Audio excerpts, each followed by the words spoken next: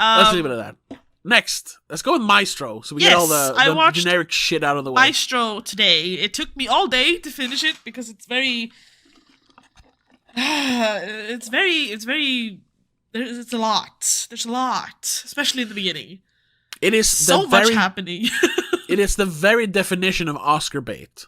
Oh yeah, it's a tearjerker.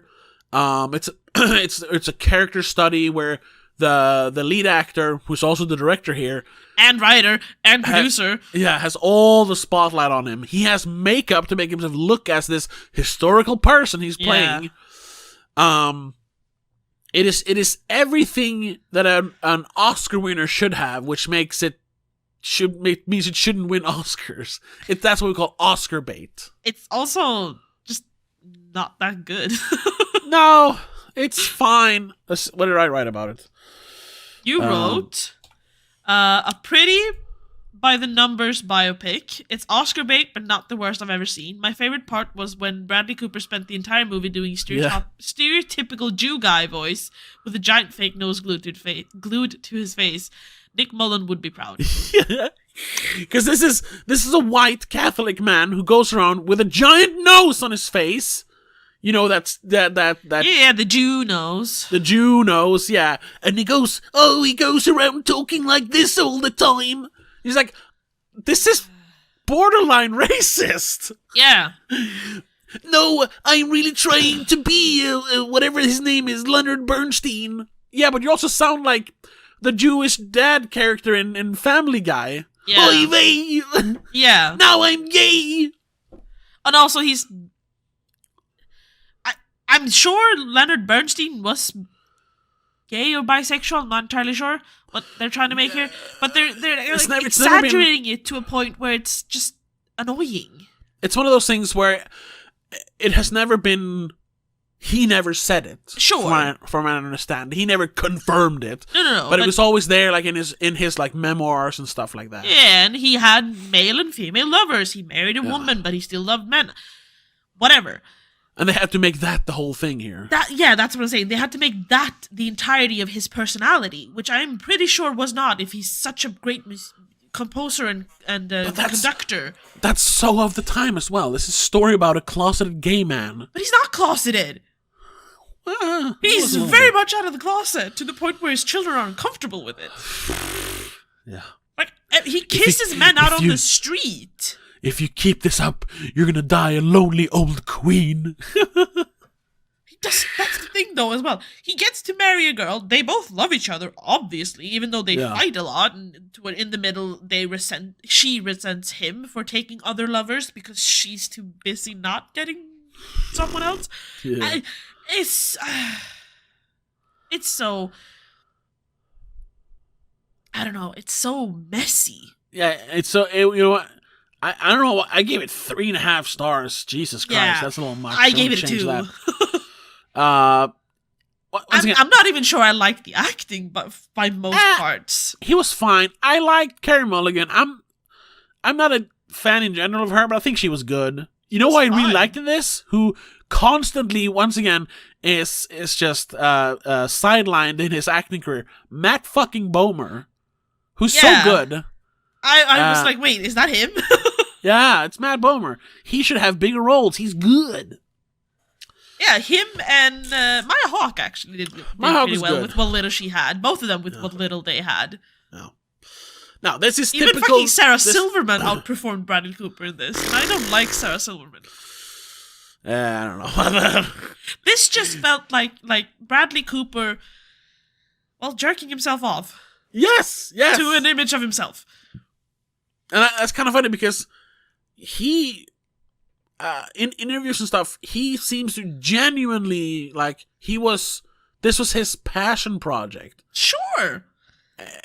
But and you can see him get, like, and not acting, you know, but be genuinely emotionally affected in interviews talking about Leonard Bernstein and stuff.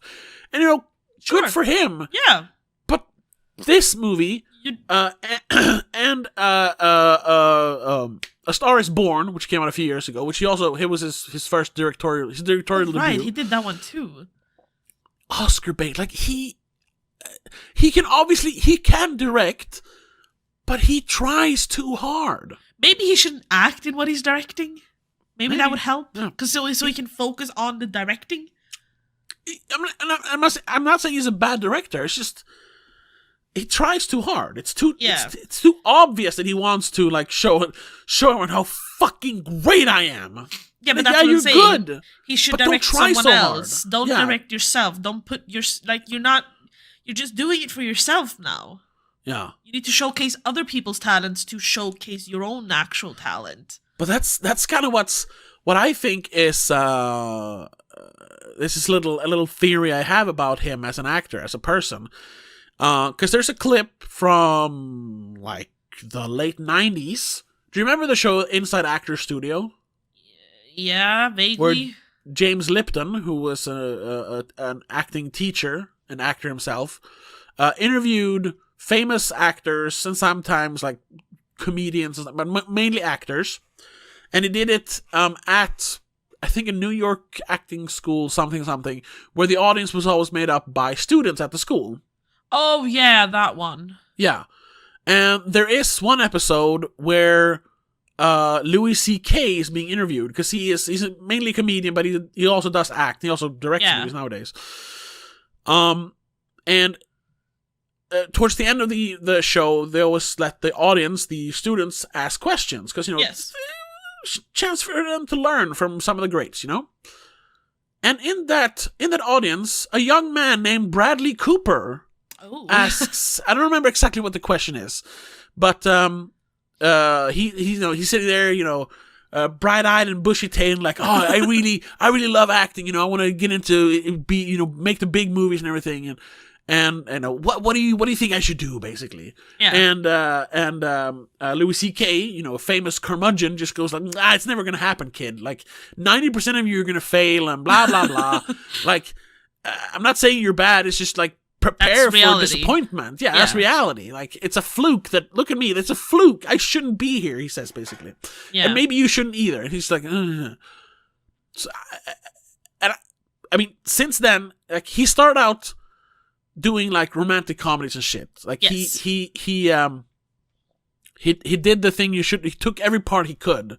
Fucking Failure to Launch and Wedding Crashers and movies like that. Yeah. And then he kind of had his big break once again in a comedy with The Hangover.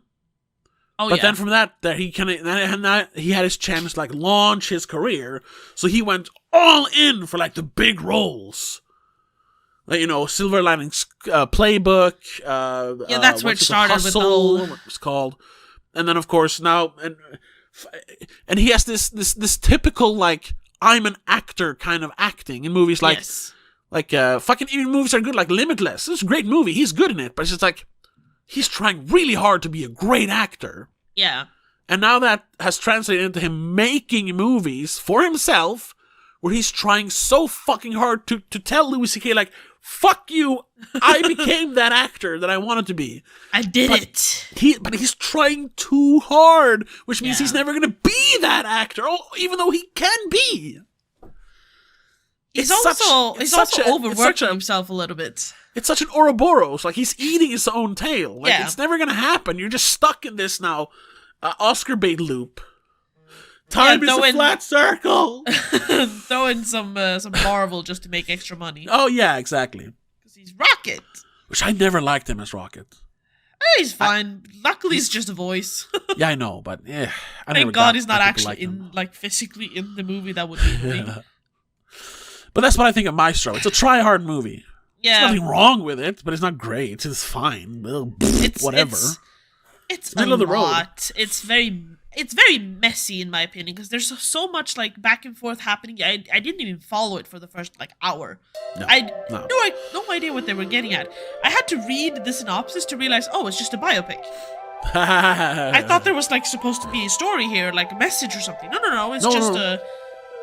They're just telling Leonard Bernstein's story. Yeah.